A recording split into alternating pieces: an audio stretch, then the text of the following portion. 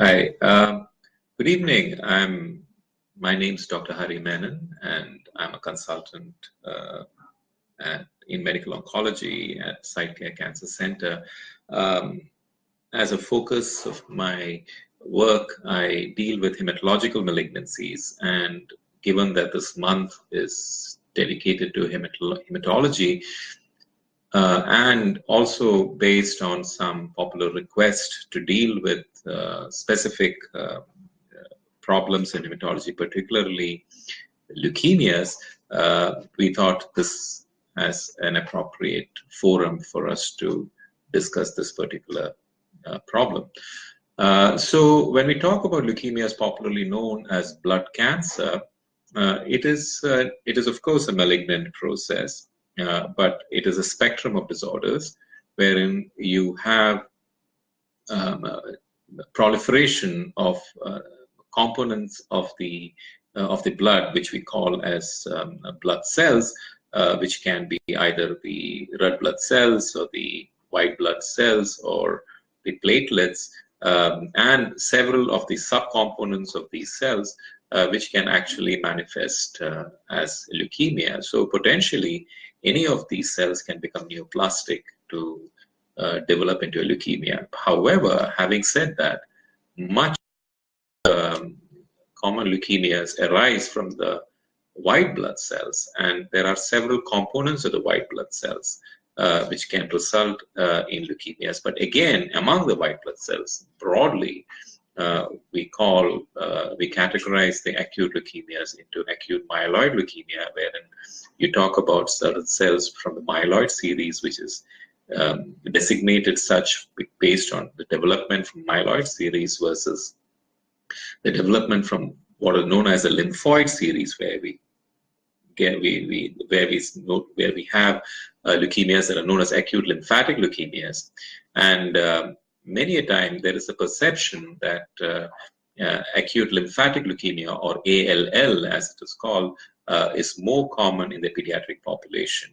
While it might be true that you encounter more of acute lymphatic leukemia in the pediatric population, it is not that it is uncommon in the adult population. In fact, most leukemias occur in the adult population because leukemia is a disease of aging. Yeah, so most of the time, leukemias develop in the older population. Now, acute lymphatic leukemia, which is more common in the pediatric population, has gained attention because of its high curability.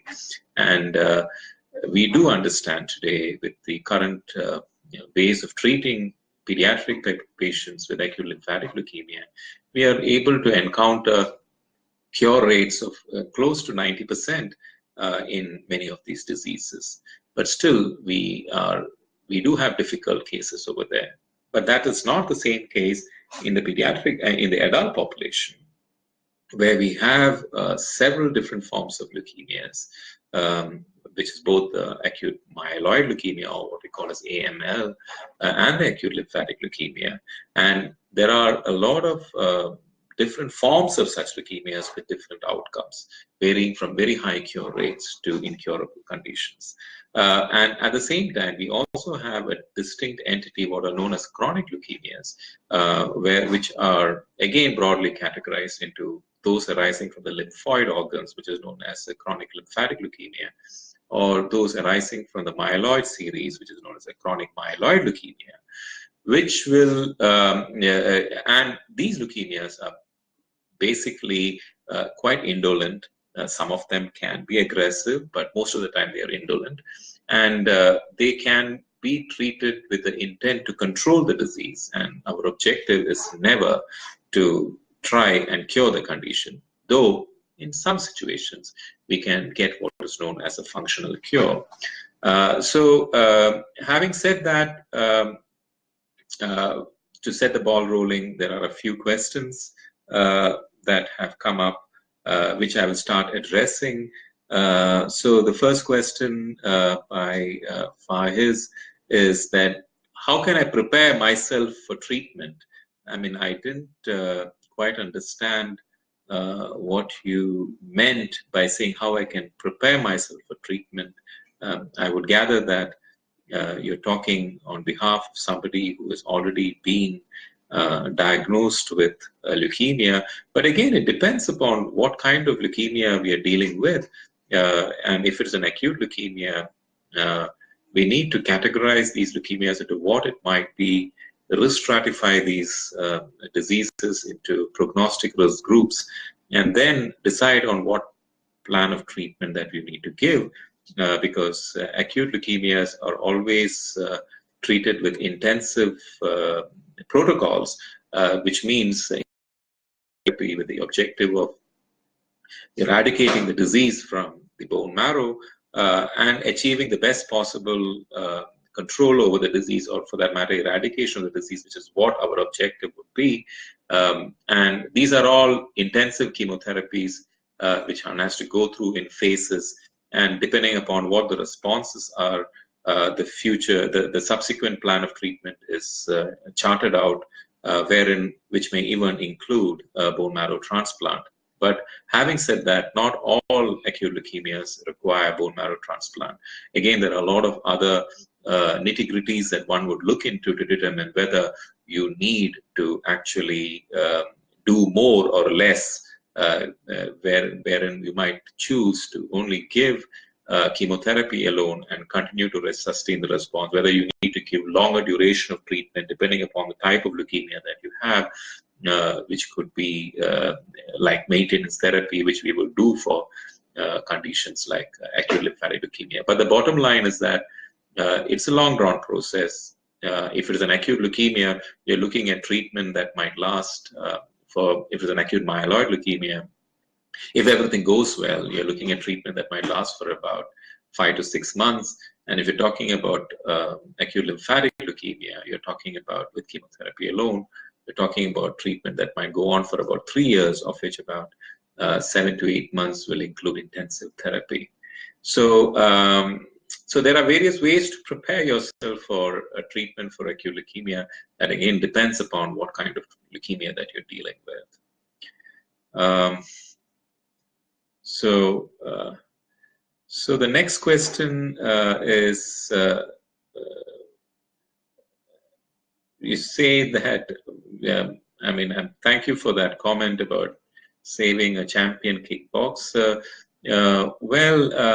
Just to, since you have brought up that topic, the patient that we are talking about in question had a specific find of an acute leukemia, what we call as a pro-myelocytic leukemia. That is a very distinct form of a leukemia, which has very, very high cure rates. And it's only important for us to identify the leukemia and implement an appropriate treatment and take care of the potential problems that might occur. And most of the time, we are able to cure more than 90% of such leukemias. So thank you for that. But yeah, so we do, so like this patient in question, he had a leukemia which was highly curable. It is just that we were able to diagnose it in time and deliver the appropriate treatment and cure him of the condition. So when we have a diagnosis of APL, we are always, it is always in a hyper mode in terms of the treatment, because the mortality associated with APL, if not treated adequately, is very, very high. But if treated appropriately, the cure rates are also very, very high. So the next question that we are dealing with is, can leukemia be genetic? Well, there is a popular, in general, there is a popular perception about cancer that cancer has got a genetic predisposition. But while it is not untrue, but let us accept that less than 5% of cancers have a genetic predisposition, and leukemia is not one of them. Yeah, so leukemia is not genetic. So it is always an acquired mutation or something that could be triggered by any environmental stimulus, or it could be due to a random mutation that develops, or it could be due to some exposure. It could even be due to viral infection, which we hitherto don't know and not been identified, even though there are certain, there is like, for example, the adult T-cell leukemia lymphoma, which is seen in very commonly in the Orient, especially in Japan, which we clearly know is triggered by a viral infection. But so cut the question short. Well, largely leukemia is not genetic. So the next question that is from Nidhi Agarwal, and her question is, what precautions shall I take to avoid cancer? That's a very broad-based question. Well, one of the things is that you are always living with cancer. Even as I speak to you, there are cancer cells that are being generated in my body and being eradicated by my immune surveillance, which is happening. So there's no way that you always are living with cancer, and cancer is being formed in your body. So if you ask me how to avoid cancer, well, you should have a healthy lifestyle. Exercise is extremely important, because we know that exercise boosts the immunity, and that have a healthy schedule. Of course, no use of tobacco, because tobacco in any form is harmful, including there is a temporal correlation between smoking and leukemia, which is what is the point of discussion over here. So that there is a correlation with that. Have a conscious effort to identify that there might be a problem involving your body if you are what we call as a warning signs of cancer, like you are having abnormalities in your bowel habits, or you have an unexplained fever, unexplained cough, or you're having unexplained weight loss, or you have any abnormal bumps that are developing in your body, and especially in women, when you're having any swellings that are occurring in your breast, which are not going away, all these things are potential. So it is just important for you to be aware that you can potentially develop cancer, and there is no particular age group which is immune to developing cancer, but it's always important to be aware. And if you can keep in mind some of the warning signs of cancer, it always helps. Not that it is sacrosanct,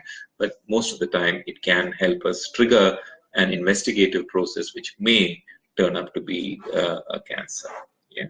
So the next question is from Nilava Maitra, and question is, what are the symptoms of leukemia?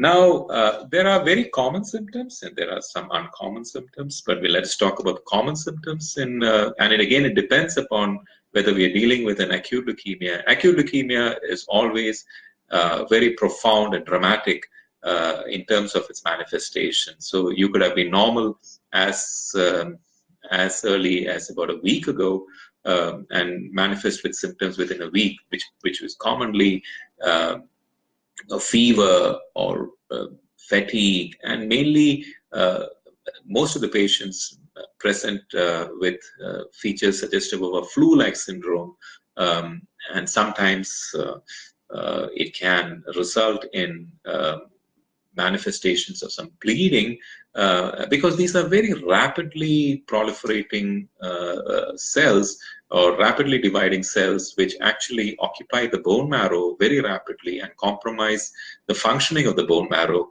And therefore, when you compromise the functioning of the bone marrow, you can manifest with very low hemoglobin, which causes the tiredness. It can result in very low blood counts, which is, when I talk of functionally low blood counts, which can make you prone to infection. So the patient can present with any sort of infection, more commonly with a lower respiratory tract infection or a pneumonia. And because of the low platelet count, you can manifest with bleeding tendencies, But again, it depends upon what kind of a leukemia that you're dealing with. For example, the question that was asked earlier, which I alluded to, which was acute promyelocytic leukemia, you can manifest with very profound bleeding, and it can actually kill the patient in a matter of a few days, if not attended to. So most commonly, manifestations of acute leukemia are fever, weight loss, bleeding manifestation, infection, which all, in a nutshell, boils down to a bone marrow failure, because of which you manifest these things. Now, if you're talking about chronic lymphatic leukemia, which is a chronic leukemia, especially chronic lymphatic leukemia, the symptoms can range from being very non-specific to being specific in terms of developing some swellings all over the body, small swellings over the body, or some abdominal discomfort because of the increase in size of your liver or your spleen, or because of some abdominal discomfort because of there is some swelling in your abdomen because of lymph nodes that have emerged in your abdomen. And many a time, as I said, chronic lymphatic leukemia, which is the disease of the older population, is many a time asymptomatic, and in one study, almost 40% of the chronic lymphatic leukemia were picked up on a routine blood investigations, which revealed a high count, and following which people were investigated. And when you're talking about other conditions like chronic myeloid leukemia, one of the common manifestations, again not specific in terms of lethargy, fever, and most of the time the patient may present with some abdominal discomfort or dragging pain in the abdomen, which is secondary to an enlargement of the spleen, which is quite typical of chronic myeloid leukemia. So while I say there are common symptoms, they can be overlapping, not very specific for acute leukemia, but many a time, if things don't subside over a reasonable period, or if it is really galloping, then one needs to investigate, and the investigations, even a plain simple blood test like doing a complete blood count, will suggest the diagnosis of a leukemia.